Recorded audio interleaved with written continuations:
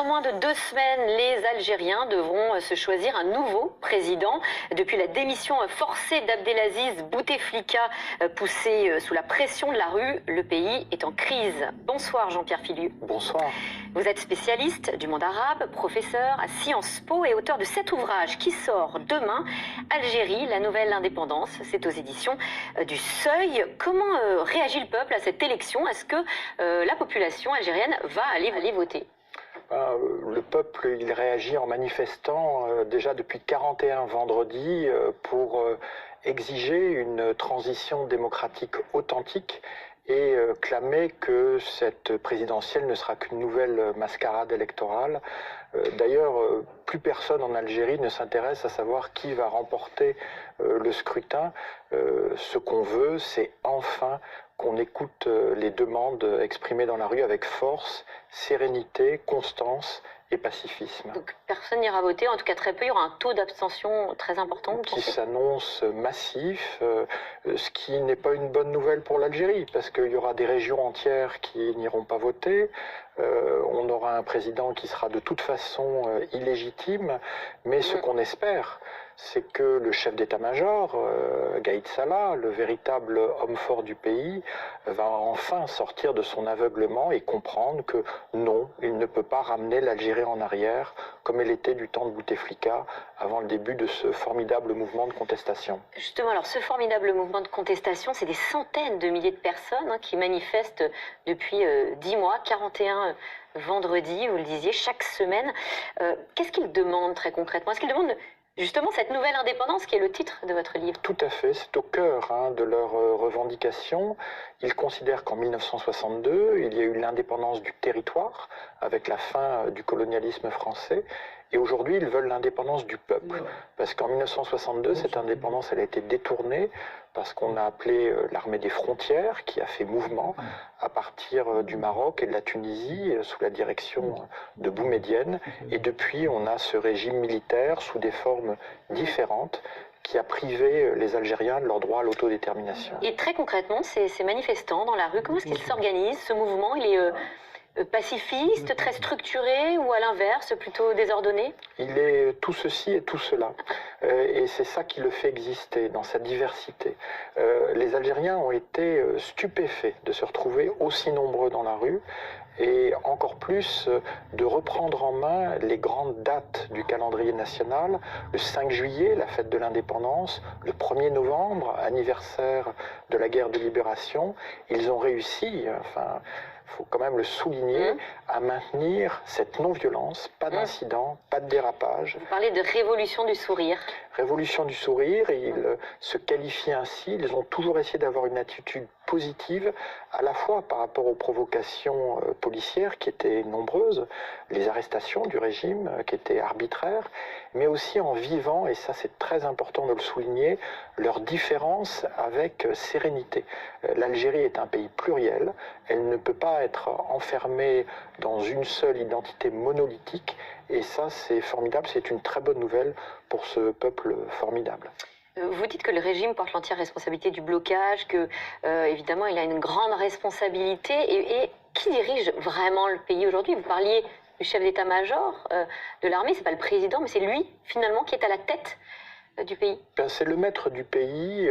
Il avait jusqu'à présent une marionnette qui était relativement confortable, le président Bouteflika, impotent depuis 2013, qu'on avait pourtant conservé, qu'on se préparait même à prolonger, et c'est ce scandale qui a jeté des millions d'Algériennes et d'Algériens dans la rue. Depuis, on a une autre façade. Mais il est toujours là, finalement, on parle d'Ahmed Gaïd Salah. Ahmed Gaïd Salah, il est non seulement là, mais il s'exprime au moins chaque semaine, parfois plusieurs fois par semaine. Son discours tourne de plus en plus à vide, donc c'est lui qui a décidé très concrètement la date de ces élections, et après le président par intérim, le Premier ministre, les 2 chambres du Parlement se sont exécutées, donc on est dans un système qui effectivement tourne à vide et déconnecté par rapport à une société algérienne vivante, dynamique, et qui veut tout simplement vivre en 2019. Alors, est-ce que c'est possible des élections transparentes? Comment ça va se passer le scrutin du 12 décembre? Avec l'armée aussi puissante aussi. Oui, alors déjà, il y aura la question de la participation, ce sera le véritable enjeu. Donc on aura une participation très faible, on aura un régime qui annoncera des taux plus élevés, on aura une mise en scène qu'on voit déjà à l'œuvre dans les chaînes de télévision qui, publiques ou privées, sont contrôlées par le régime, où on prend quelques centaines de manifestants pro-chef d'état-major et puis en plan serré, on fait comme s'ils étaient nombreux et on évite évidemment de parler des centaines de milliers, voire des millions de femmes qui disent tout simplement non, non à cette mascarade. Après l'élection, c'est quoi le scénario le plus plausible? Le plus plausible, c'est qu'on sera dans un blocage aggravé, mais à chaque fois, hein, j'insiste, c'est ce général Gaïd Salah qui aggrave la crise. Hein. Pourquoi a-t-il voulu imposer Bouteflika pour un 5e mandat? Pourquoi n'a-t-il pas obtenu une candidature crédible? Donc il faut qu'il sorte de ce déni, de cette forme d'autisme politique. Il est prêt à faire ça, à engager le dialogue? Pour l'instant, il n'en a pas donné le signe, mais aujourd'hui, ce qui est au cœur du mouvement algérien, c'est vraiment la question du patriotisme. Et les Algériens en ont à revendre. Et je crois que la raison devrait s'imposer et prévaloir pour les intérêts supérieurs du pays que l'armée algérienne prétend défendre. Et bien, il faut cette transition authentique que la population appelle de ses voeux. Et donc, comment sortir de cette crise?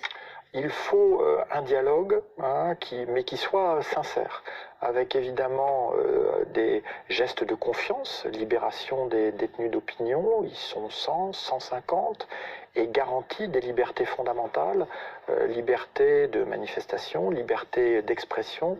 Et je suis convaincu qu'à ce moment-là, une dynamique vertueuse peut s'enclencher rapidement. Il n'y a aucun risque que l'Algérie bascule dans la violence ou que l'armée, après ces élections, fasse usage de la force si elle ne souhaite pas justement ouvrir le dialogue? On ne devrait pas trop le craindre, mais on ne peut pas l'exclure. Il faut savoir aussi que cette génération qui descend dans la rue, c'est celle qui a grandi après la décennie noire.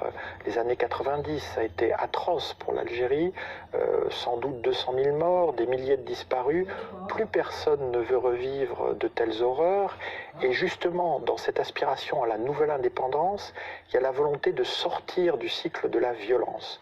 D'où l'importance de ce pacifisme qui est aussi nourri par la très forte mobilisation des femmes hein, qui sont présentes dans la rue, voilées, non voilées, et qui vraiment donnent à ce mouvement un caractère aussi extraordinaire.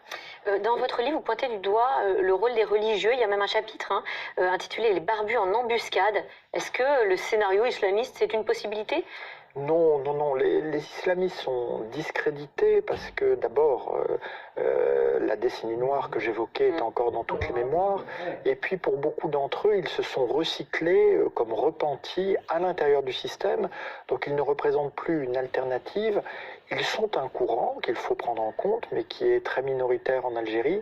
Et là encore, on a quand même 41 vendredis, hein, où la majorité des manifestants ne sortent pas des mosquées, où l'écrasante majorité des manifestants ne se livrent pas à des prières collectives dans la rue. Donc ça, c'est important sur la nature de ce mouvement. Mais évidemment, si quelqu'un voulait jouer la politique du pire, il peut toujours trouver des camarades de jeu, mais j'ose écarter ce scénario parce qu'il serait trop terrible pour l'Algérie. Une dernière question. Un jour, un candidat issu de ce mouvement populaire, c'est possible? Mais je crois qu'avant qu'il y ait un candidat pour une présidentielle, il faut remettre à plat les règles du jeu pour que justement toutes les Algériennes et les Algériens s'y retrouvent. Donc il faudra une transition qui devra être collégiale et à partir de règles acceptées, sans doute d'autres dirigeants émergeront. Eh bien merci. Merci Jean-Pierre Filu. Je rappelle le titre de votre ouvrage qui sort demain, Algérie, la nouvelle indépendance. C'est aux éditions du Seuil.